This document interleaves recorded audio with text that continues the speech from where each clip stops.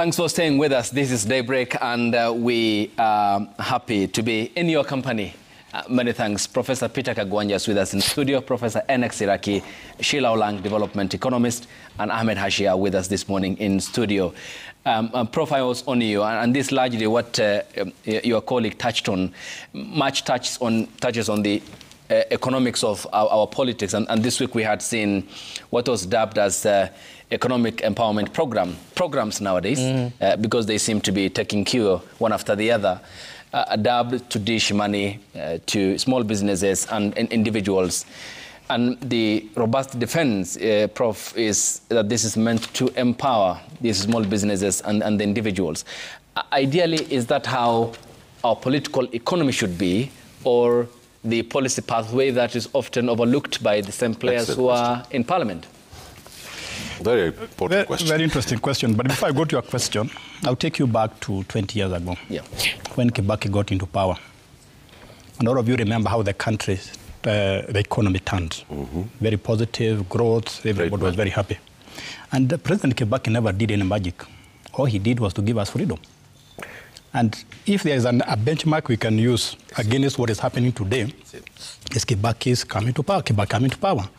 That freedom can be very beneficial to the economy. So this repression we are talking about today is going to have negative economic consequences. Correct. And I think the big problem we are having today is, and my colleague alluded to that, is the internet. Everybody has access to the net to express himself or herself. And the government does not seem to know what to do with that freedom. And it so happens that the young people, Orang's generation, are very adapted to using the internet compared with us. So I remember one time I had a problem with my students. I would give them assignments online, they would not access it. And they told me, put it on WhatsApp. Everybody now access it. Yeah. And they told me the other day that Facebook is for the wannabe. Yeah. So I think the government must learn how to deal with the freedom through the internet. Because if we give people the freedom through the net, they come up with new ideas, they come up with innovations. And let's also accept that there's an alternative way to express your power, not just through pain and fear. And he put it, if you can give people economic freedom, they develop their businesses, they get jobs. They will not even have time to oppose you because they have what they are looking for. So back to your question, the economic of empowerment. Now, if you look at the people who are being empowered, it's true they are powerless, but is that the best way to empower them? We should be asking a simple question. Why do these people need those handouts? Is it because they cannot work? Is it because, why are people being given free food and so on? I think the question is, the act itself is a very good evidence that we have not done what we are supposed to do. Because if we give farmers the tools and the policies they need, if we give the businessmen and the entrepreneurs the tools they need and the environment they need, they don't need any handouts. After all, I don't think anybody here or elsewhere is very happy to be given handouts. As a man almost going to 60 years old, I don't think I want my children to see me queuing for food or beans and so on. It's very demeaning. So let's come up with the policies. Let's improve the environment. Let's focus on Generation Z. We give them skills, education, and the correct skills and the right skills. That's the empowerment you're talking about, not handouts. I think handouts is a hangover from the KANU era. Yeah. And we should not go back there. So I think that top sort of empowerment is for a day. We want a long-term empowerment so that people are not just empowered today, tomorrow, but to even empower the next generation. Okay. Yeah, and Prof, then, because I'm looking at the sectors in the first 1,000 years of President Ruto, and inflation, for instance, was 7.6% in 2022, down up to 7.7% in 2023, and as of May this year, that has decreased to 3.8%. That's according to even the economic survey. But in reality, when you look at this, what's the translation of it? What are the contributory factors to this downing? And is there a reflection on the part of the Mwananchi, for example, the value of the shilling in the pocket? I think that's a very simple question to answer. Economists will tell you that the fact that there is low inflation does not mean it is good news. In fact, the reason why inflation is going down is because we have no money to spend. You talk to the business people, you talk to the employed people like me. For the first time in the last 20 years, my salary has gone down. When you factor in shift, when you factor in housing levy, My salary has gone down, and NSF and so on. And that happens also to the businessmen and entrepreneurs. So if you have no money to spend, inflation will naturally go down. So to me, that's not very good news. In fact, Japan had one time was in a deep hole because inflation was too low. So you should not always see it positively. So I think low inflation to me is not good news.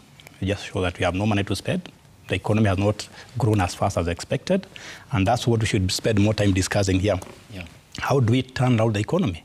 How do we reach the magical 10% that was envisaged in Vision 2030? Yeah. That's what we should spend more time discussing here. And Sheila, I'll come to you, Prof. And Sheila, then does that explain why you have so many people, a crowd, turning up for a political rally on a weekday?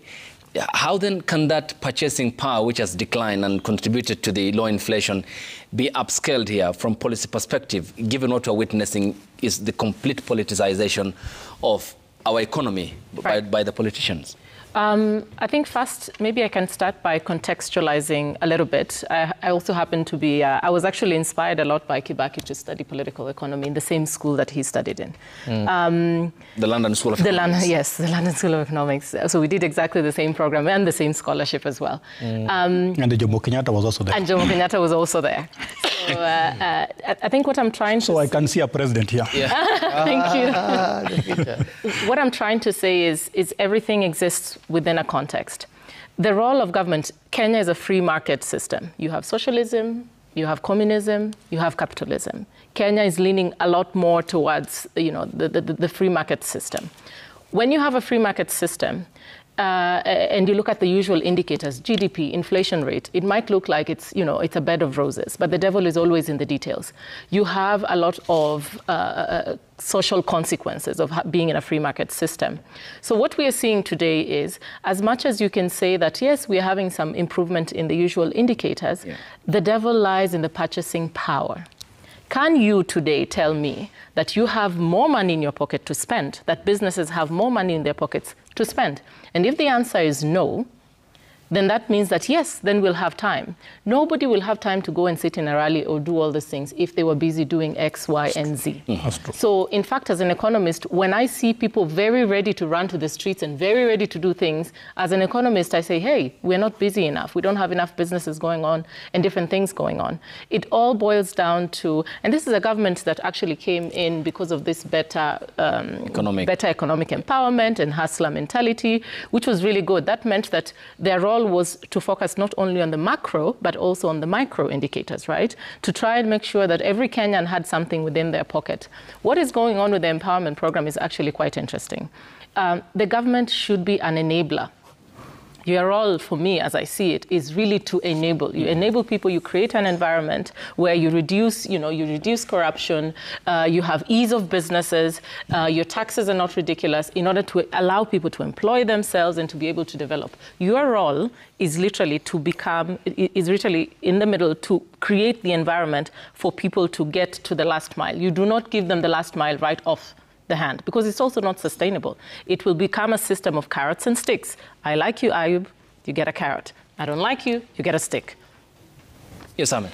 There's a misguided fellow called Milton Friedman who wrote an article called The Quantity Theory of Money. And it is really absurd that our economic advisors here, read by Mr. Ndi and Mr. Mohammed Hassan, who are essentially very right-wing, neoliberal people who see Kenya's economy from the perspective of the private market, where it is the private market that drives the economy. President Kibaki showed us that the state is a central actor in development in African economies. There's no question about that in my mind. It's not the private market. The private market's job is to produce money for certain classes in the society, from the stock market, from the corporations that come into this country to do investment. Anglo-American companies own nearly 60% of the economy of this country. When Mr. Kibaki was in power, what he did is that he brought out the institutions institutions of the nation's economic pulse, the milk areas, the agricultural areas, the beginning of small business and medium businesses. The banks were standing outside telling people, here's money for you people who are doing very well. What happened is, and people forget that, it was Mr. Uhuru Kenyatta who was the finance minister then. People forget this, you know. And I was there, you know, during the time of the Prime Minister. So my position has always been that we should not adopt the IMF and the World Bank as monetary policy. We should absolutely think completely independent of that. Why? Because I think there is an epochal economic transformation and change in the modern world today that does not allow us to think with the caricatures of the 20th century. Although I can criticize myself for also using some of the 20th century caricatures. But this Friedman, Hayek, Gunnar Myrdal economics that these fellows want to bring to our country is wrong. What we need to concentrate on is to get small business to get proper loans. We need to get individuals to make employment rather than just seeking it. We have to create the conditions in the society. Ayub, I put it to you, what is called an economy is a consciousness. My learned friend was speaking about how foreigners are coming to invest. If the international community and the region feels good about Kenya, money will come. That's true. This is a critical ingredient in understanding how economies grow. It's a consciousness because supply-side economists and a demand-side economist can come and tell you two absolutely different things about the economy. And they're probably right in many ways. But the practical example we've had in this country is when we had the Grand Coalition in this government. And you remember how this economy was being primed and it was moving at a way in which if we gave Kibaki another 10 years, I think our manufacturing sector would have gone up by at least 10 to 15%. Employment would have come down. Employment's at 75% in this country. It would have come down to 20% or 25%. And if you think even madly enough, if President Kibaki was given the leadership at independence, Kenya would not be where it is today. Mr. Ruto is using the advice and the economics of the advisory council that he has there, and it is a fax from the World Bank, it is a fax from the International Monetary Fund, and you know, events in Burkina Faso and in the Sahel show us that the IMF and the World Bank don't know economics. It is the people who are there on the spot who know what they can do with it. Yes, and Prof, coming to you, I know you have a point, but running a country like Kenya requires expertise in administration, economics, foreign affairs, science, is it health, education? But we seem to be wanting, and the backsliding is clearly evident. How do we course correct that? First and foremost, let's observe this.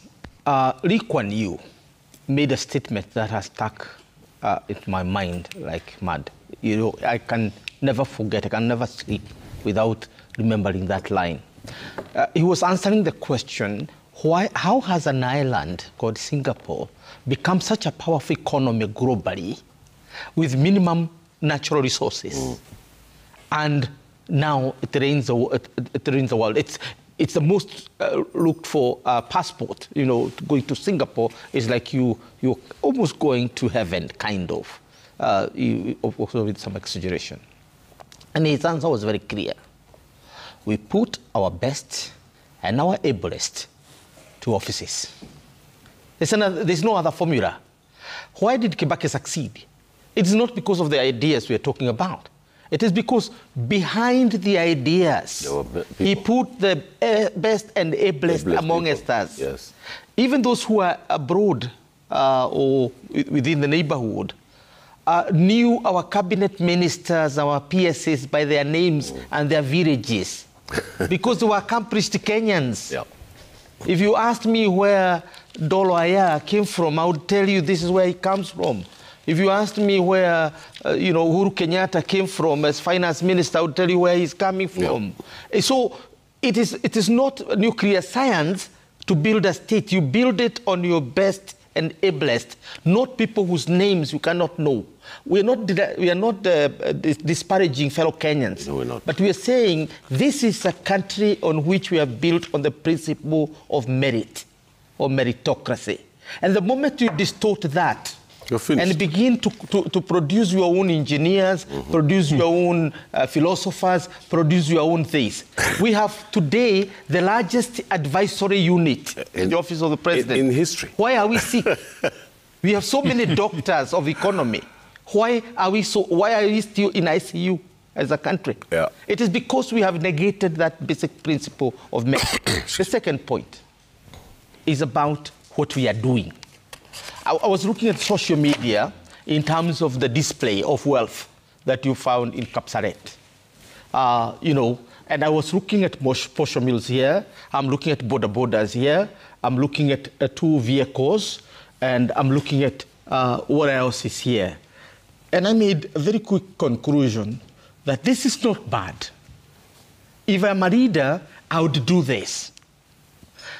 But I would not do this to manufacture poverty. The way they are doing, I would do it to manufacture wealth. How would I do it?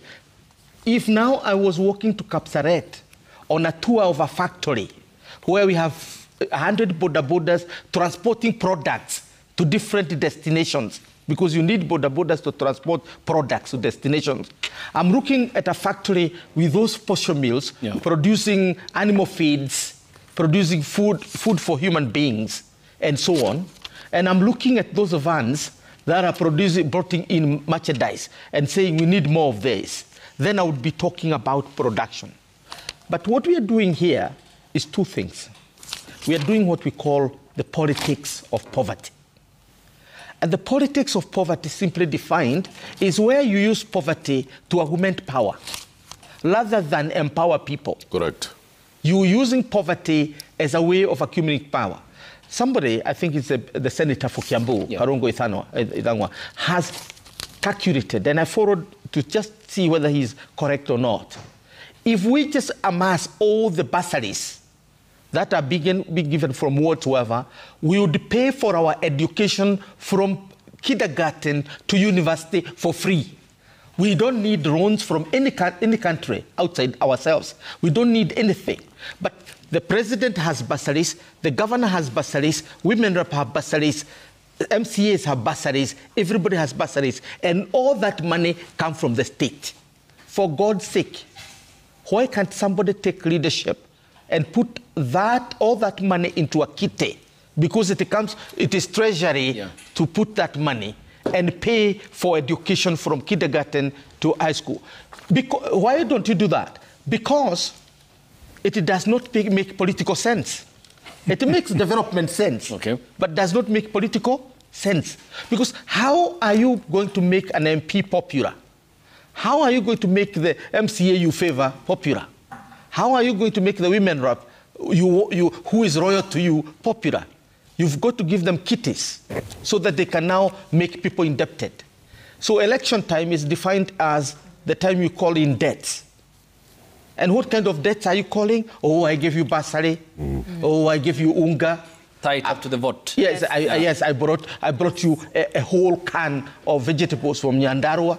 The money they were spending here in Ukambani. Yes, just yesterday. So this is what we are calling the politics of poverty. We are saying we have to stop the politics of poverty and get to the politics of genuine development. Yeah, and Prof, how do we attain that? Because still the economics is important, is it? I think we're having a very interesting debate this morning because of the focus on solutions. We know the problems. Let's focus on solutions. There's something that Orang mentioned, I think it was Orang or my colleague here, about why we go for political meetings on a weekday. Now, Orang will tell you if you go to UK or Japan or China, on a weekday, you think there's a problem because the streets are empty. You don't find anybody on the streets because people are busy working. And that's a very good evidence that the reason why the empowerment is working so well is because people are idle. So a political rally or getting freebies is seen as entertainment. But back to your solution. I think my friend is not a fan of liberal economics. I don't know why. But I think the solution we need here is a balance between state and the private sector, because we need both of them for the economy to grow. In my opinion, the private sector has done very well in this country, but is hamstrung by the government policies. So just as I've always argued, like a pair of scissors, we need private sector, we need public sector. They must work together if we have turned out this economy. And number three, I think we need to listen to experts. In fact, all the problems we have in this country have a solution. We don't need to do any new research. Whether it is private, whether you talk about education, or you talk about health, whether you talk about media, whether you talk about agriculture, there's a solution somewhere. Okay. But we don't listen to experts. And not just foreign experts, but also internal experts. And I will give you a good example. About 5 years ago, somebody came up with Pizza Hut and Subway outside the University of Nairobi, just outside the gate. And I told my students, in 6 months, this one will cross. It crossed. Why? Because the person who came to set Pizza Hut there saw a very big group of students walking across the street and others walking from Westlands. And he saw the market. But who eats pizza in this country? It's not the poor people, it's the rich people. So with the time he realized there's a very big mass of people here, but there's no purchasing power. So if we have to solve the economic problem in this country, we must listen to experts. We must listen to the wananchi. Because I am always amazed when I go to the countryside, the solutions wananchi have for their problems. But nobody listens to them. Yep. In fact, here, if you brought a matatu guy here, you'll be surprised how informed they are about the problem in this country. If you brought a taxi driver here, he will give you very, very good solutions. So let's listen to the experts, but also to the local people. And very important, we must focus on science technology. Because Japan, China, Korea, and the rest, they are great because of their focus on science and technology. China today is a leader in electric cars. China is a leader in AI. But if somebody asks you what has ever come from this country apart from Maradonas, we are going to start struggling to give you something from Kenya. So we must focus on science, technology, innovations. And finally, I think we must be realistic. Let's not be academic. If there's a problem in this country, let's look for a real solution. If people are unemployed, what are we going to do for them? We don't just give them bread, we don't just give them sukuma wiki or some money for that day. Let's ask, what can we do to make sure that these young men and women, 70%, 35 and younger, is a big population. And that should be the focus of this discussion, the focus in our schools, the focus in parliament, the focus everywhere. Yeah. Well, I just want to add a little point. Well done. You know, the point I'm making is, for once you have agreed with me. I agreed with one point. Let me just clarify. We need to have state-led capitalism in this country and in the region. And the first thing is that we have to get out of the caricature of seeing Kenya as just this economy. You know that China and all these other countries, Brazil, who are they have a population in which you can get consumers. So one of the things we need to do is to integrate the economy of East Africa, completely throw the barriers down. We need one currency. We need free movement of labor. We need to electrify the economy. That's one.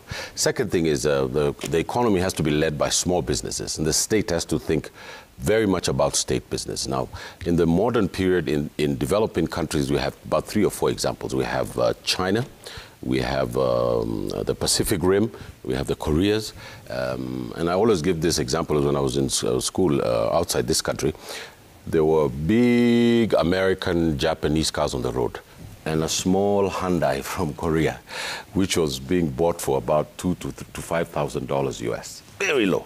It's because the North American system opened the gates for Korea, South Korea, to export, the export-led paradigm, so that the economy would grow up. Why? As an example to North Korea, China, and the Soviet Union. There's politics behind it. So if we cannot fix our politics, and what is coming out of these panelists of experts is that if we don't fix our politics, make it open, make it transparent so that we can get investment and get the region together. We don't need to fight with Tanzania. We don't need to fight with Uganda. Ethiopia, there was an attempted coup in Ethiopia just the other day. All these things have to stop so that we can give jobs to those 37 million people in this country. And if we don't do that, in the next election, they will be on the streets, and they will go to State House. So I'm urging the president to stop having this Manichaean thinking of saying, oh, I only know this guy and this guy who's going to give me advice, and to call for an economic summit in this country where learned people can go and start presenting basic formulas about how to improve this economy immediately. Yes, Sheila, I'll come to Prof on an important note, because Prof pointed out, Ahmed pointed out, the question of meddling in the affairs of other countries as well. There is the UN report I'll cite. Yes, Sheila. No, I wanted to give us, as Prof said, it's also good to be quite realistic in our discussion. One of the sectors that I recently got into studying or looking into a lot is this concept of social economy. So it's this idea that you need economic democracy. It's this idea that, I think that's what you're alluding to, Ahmed, where we can make profit, but as we make profit, we need to have structures in place that we are all growing together, the society is growing together. And a good case study within Kenya has been the cooperative movement. If you look at tea, pyrethrum, and products such as those grew because of the cooperative movement. So in fact, we have case studies within Kenya where we have seen that the free market is being encouraged. The government was acting very much to create policies, to create an arena where tea, coffee can then grow, and this was going back in hand to help the farmers. This is, it's being done also in the dairy sector now. So we have very good examples of concepts, of projects that have worked, where we have social economy, where we have a sector such as the cooperative movement, where we're saying, yes, we're making a lot of profit, we bring a lot of money into the country, but it is trickling down to, in fact, in many ways, formalize the informal financial sector. If a lot of people don't realize that in Kenya, a lot of businesses are in the formal sector of finance. How do you onboard them? These are the problems that we need to be grappling with. You're talking about your salary today, that your salary has gone down. The reason Prof will have pressure on his salary is because there's so much of the working population in Kenya that is outside of the formal sector in finance. What we should be grappling with is how do we onboard them instead of simply increasing taxes on those who already have pay slips. How do we onboard them? And the cooperative movement has been a really good way of going in with financial education, civic education, and then really working on a business concept that is a win-win for everybody, so that you have economic democracy. The key is economic democracy. Yeah, and Sheila, how do you attain that? Prof, just coming to you shortly, because if you look at the 2024 Kenya National Bureau of Statistics Economic Survey report, there is continued informalization of our economy. 782,300 jobs created in 2024. The easily verifiable jobs out of that number, according to the report, is 78,600 reported in the formal sector. Yet the president has a catalogue of advisors equal almost to his cabinet. There are 20 now. I mean, 25. Yeah, and how does all this then boil down? Because the previous CS, Professor Njuguna Ndongo, said it doesn't necessarily mean when you increase taxes you are going to increase revenue. You remember that. All this, how do we then contextualize it? Last year proved to us that, in fact, the tax system that was being proposed was disincentivizing formalization of the financial sector. So if I had 10 employees, because of the new taxes you're introducing, I will simply then go under the table. I will just simply pay you cash instead of, formalizing your employment. That is what was going on. You cannot expect such a small percentage of people who are in the formal system to carry the burden of developing this country. It doesn't make any sense. And that's why I'm saying all those advisors who are sitting there, the questions they should be asking themselves, if they really want to transform this economy, is this concept of formalizing those in the informal financial sectors. And I'm giving you a very practical example. Again, during Kibaki's time, cooperatives worked very well, because cooperatives, they are the same chamas that you have for women everywhere. And what is different about it, you could ask, right? So what's the difference here? The difference here is, as opposed to coming in with an empowerment program and giving you a posho meal, what a cooperative system will do is it will have a formal setting where you have financial literacy. You have to sit down in like a group. You use that group to go to the bank. You get a loan together. You're teaching yourself. So it is more sustainable, as opposed to if you gave them the end product. Yes. Right? If I just gave you the end product, here is a motorcycle or here is a posho meal, who is to say that you will have that financial capability to be able to sustain the project or the product that I'm giving you? So, and that's why I'm saying a lot of the solutions we're discussing here, it is not rocket science. They do exist. Yes. They do exist. Yes, Prof. I'll come to you, Ahmed. She's bringing a very interesting discussion here, because I can almost guarantee you, except Orang, all the rest of us here went to school because of cooperatives. I can guarantee you, whether it was in coffee, whether it was in pyrethrum, there was a cooperative somewhere. And I think that was the way to develop this country. So the idea she is pushing should be taken over by everybody, because I can also tell you almost everybody here is a member of a chama, either formal or informal. So if we can now formalize that in terms of borrowing, in terms of lending, in terms of interest rates, in terms of forming companies, that is the way to go. Because one, you'll get more people.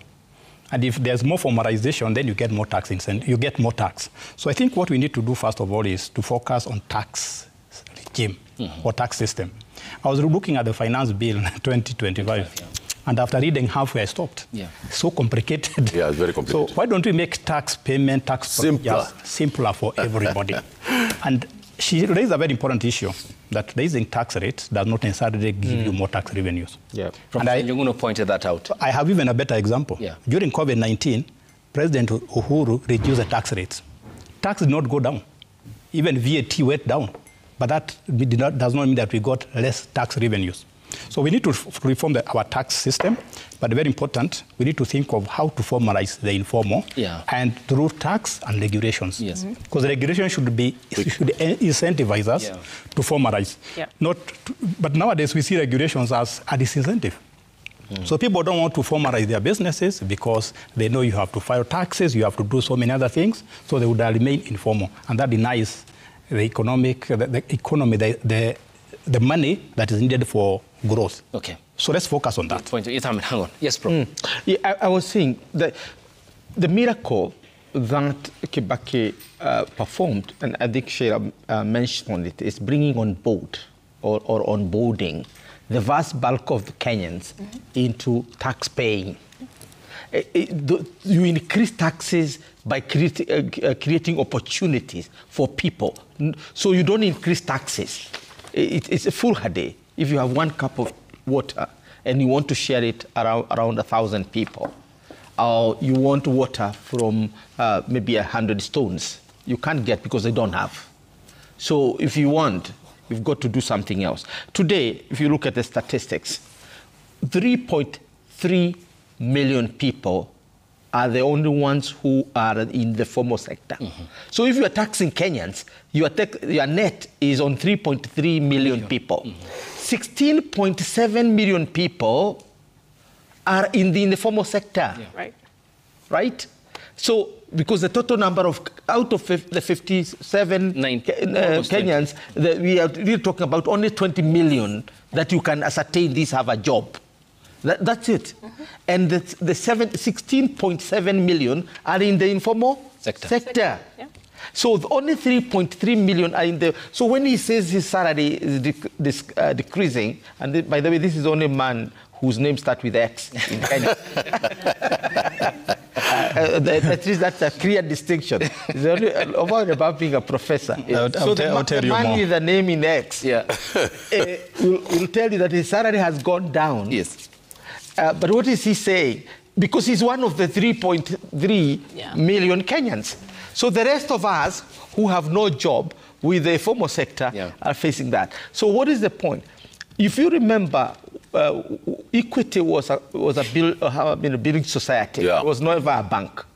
I used to have an account, one of the oldest accounts.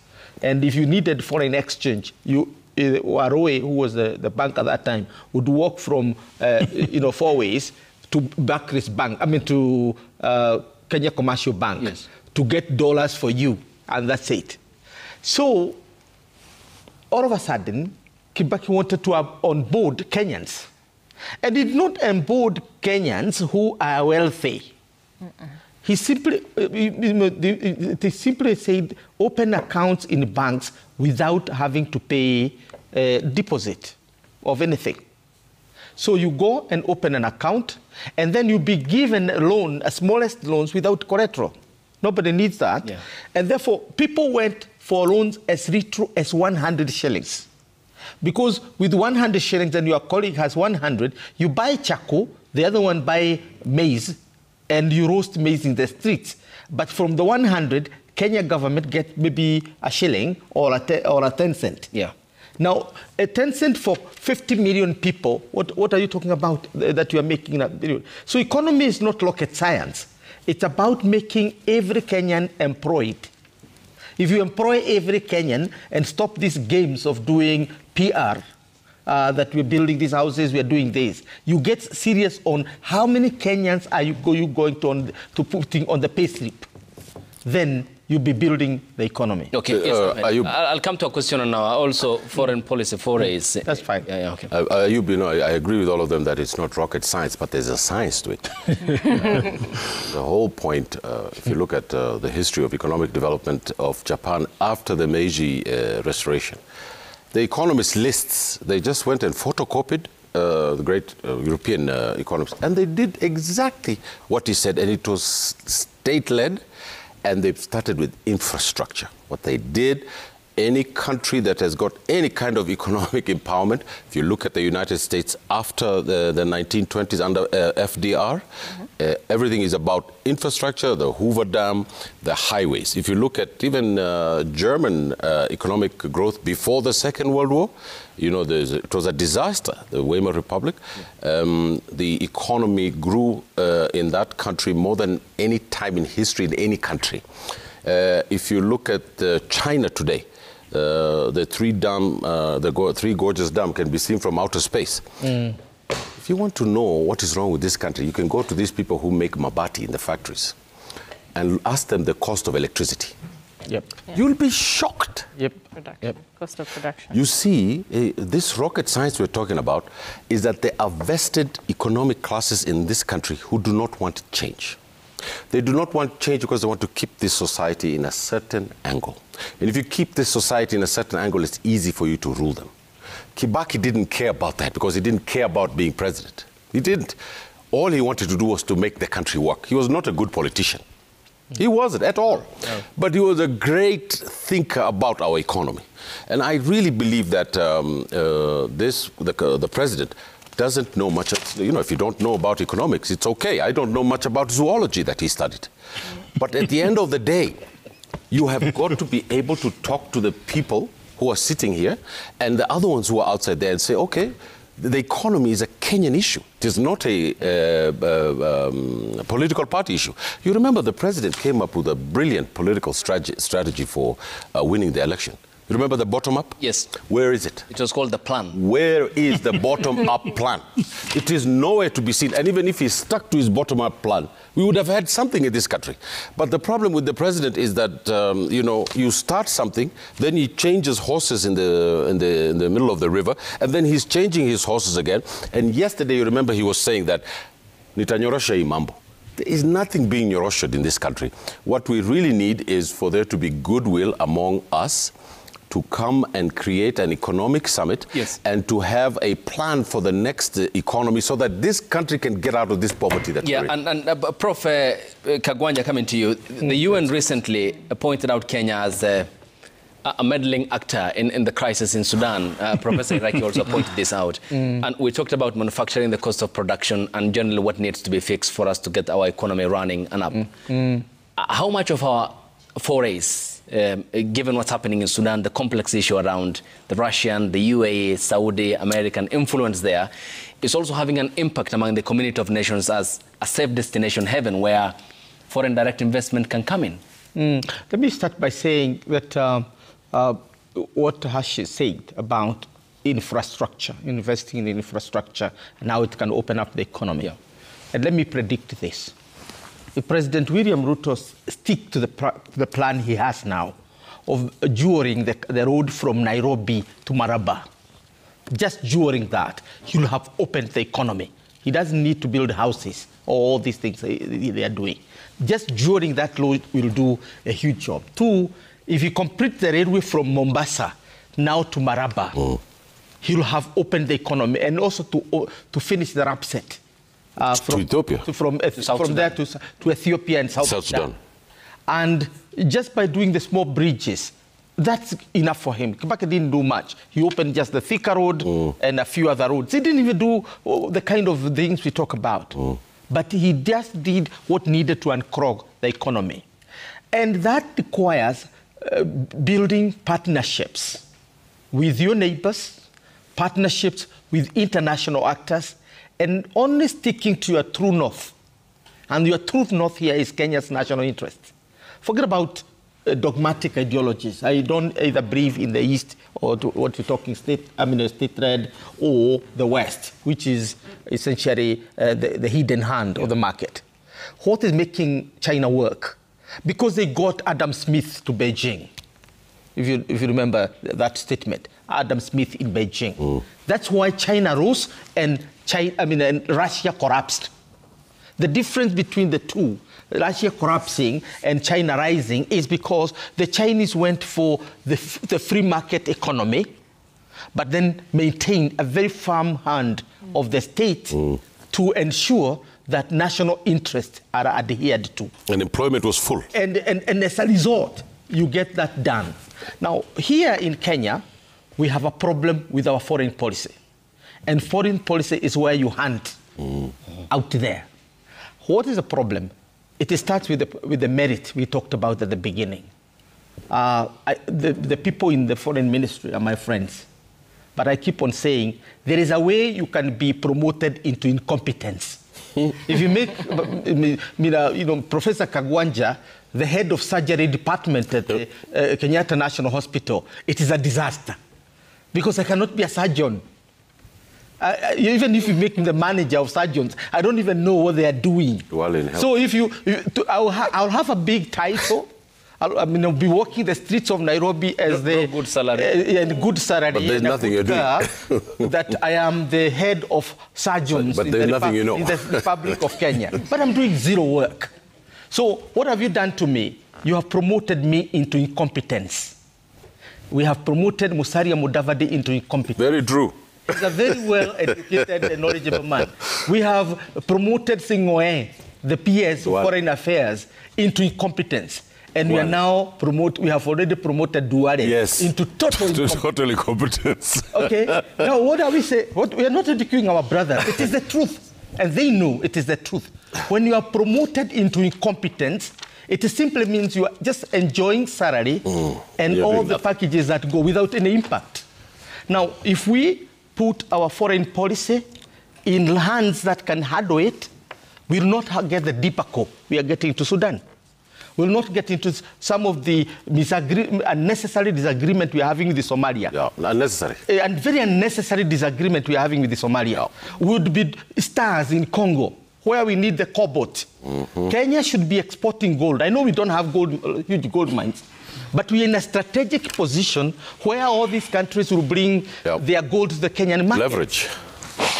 So, in short, what we are saying is that because you don't have the ablest and the best in the right positions, we are in a total mess in our foreign policy. Total mess. You don't even know meetings to attend. Last year, we failed to attend a BRIC summit in South Africa. And we lost a major friend.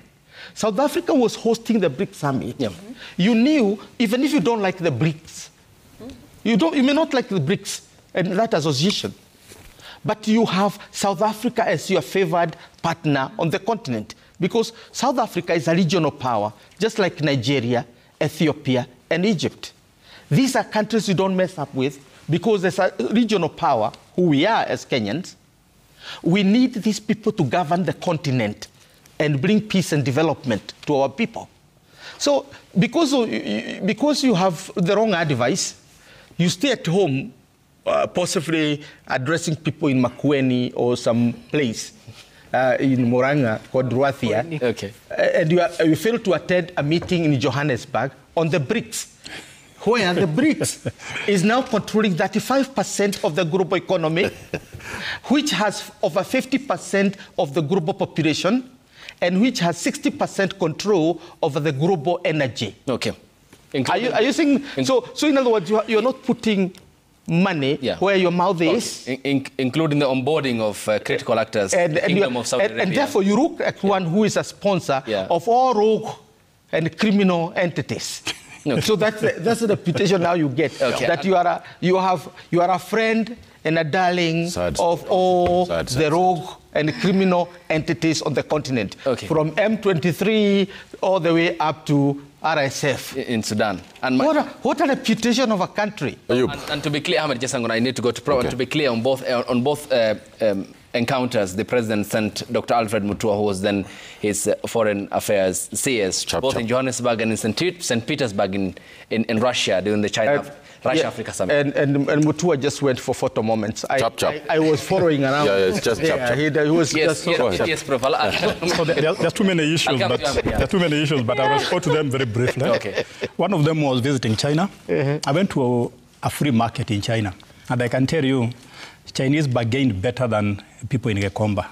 From outside, you think China is a communist country, but inside is a very capitalistic market. And that's one thing we need to realize in our policies, that China is not just a country like any other. It's a very unique country. Now, when you talk about empowerment, I think that was a very key discussion in this forum. We need to think of how do we make more people have access to credit? Because that's one magic that Kibaki did.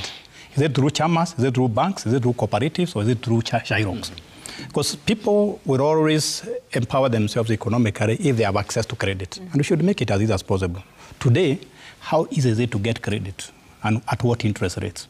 People use all these informal channels, but why don't we again use Orang's argument? We formalize it. And number three, and I disagree with my colleague here, because that is one mistake I've seen for the last 20 years in this country.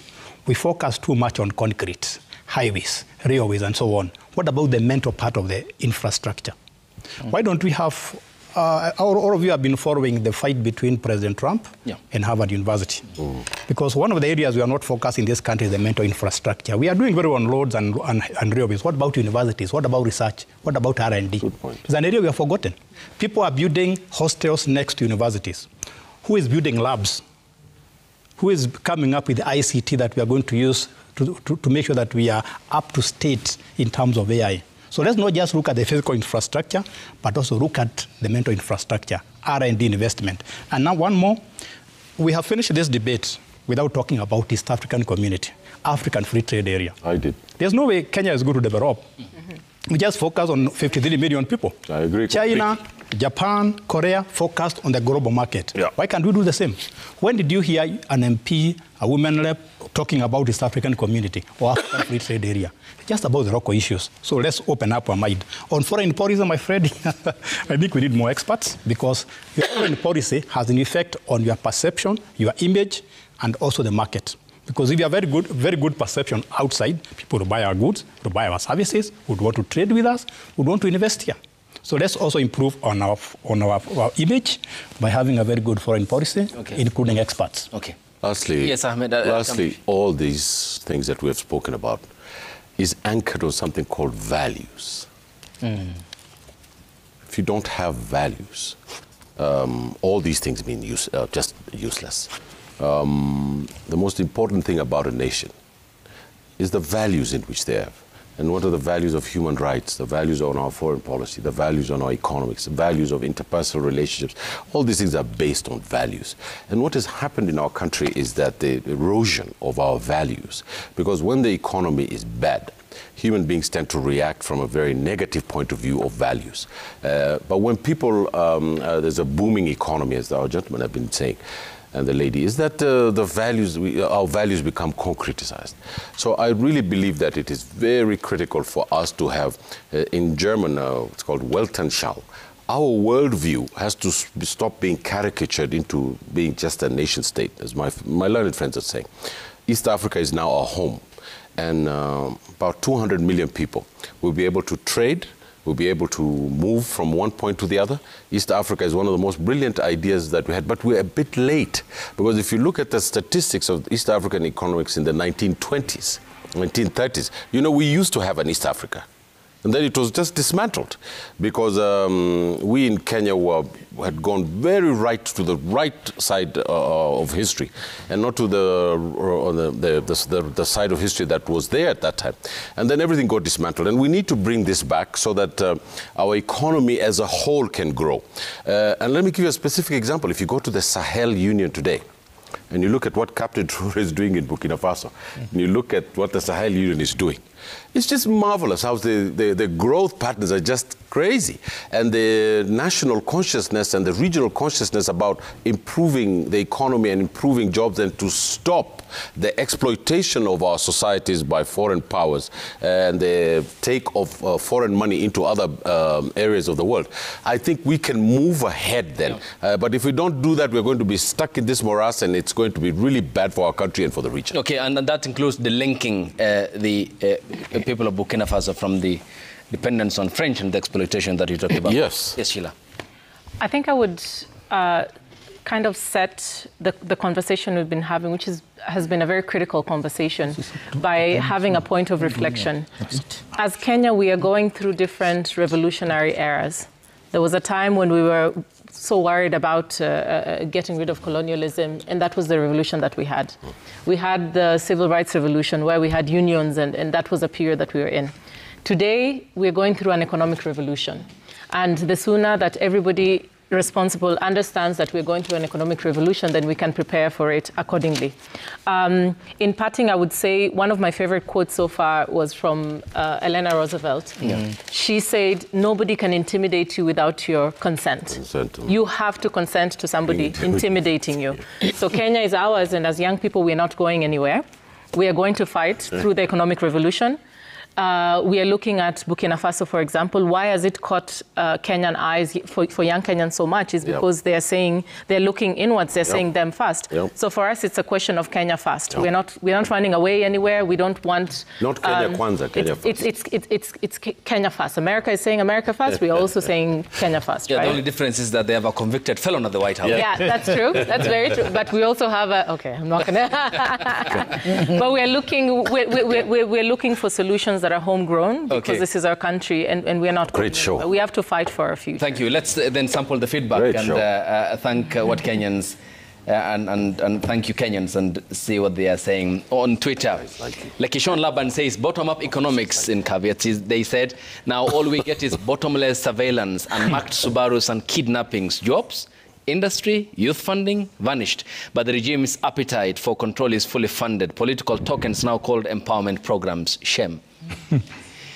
Kiteki Michael says, Kenyan problem on economic growth and development is fiscal and monetary policies. Even if prices of commodities reduced without money in pockets, purchasing power will be poor. Government priorities on overtaxation should be debated. MC_Ruma says, the big question is, where are they getting all that money? A lot of accountability queries. Is it the money laundering schemes? The so-called empowerment is just but a wider plot to hoodwink gullible voters to re-elect this regime in 2027. The next one is the Nyakundi. He says the transfer of arrested persons from one place to another must be authorized by a court of law. The police must present the suspect before a magistrate who may grant the transfer if justified, who authorized the transfer of Albert Ojwang from Migori to Nairobi.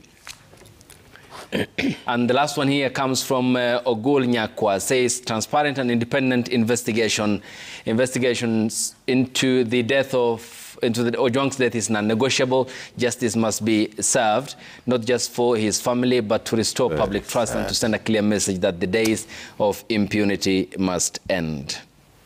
Very bad. Thank you. Much appreciated. Sheila is development economist. Professor Enoch Siraki is economist and lecturer at the University of Nairobi. Professor Peter Kagwanja is the Chief Executive Officer of Africa Policy Institute. Thank you, Prof. And Ahmed Hashi, governance and political commentator.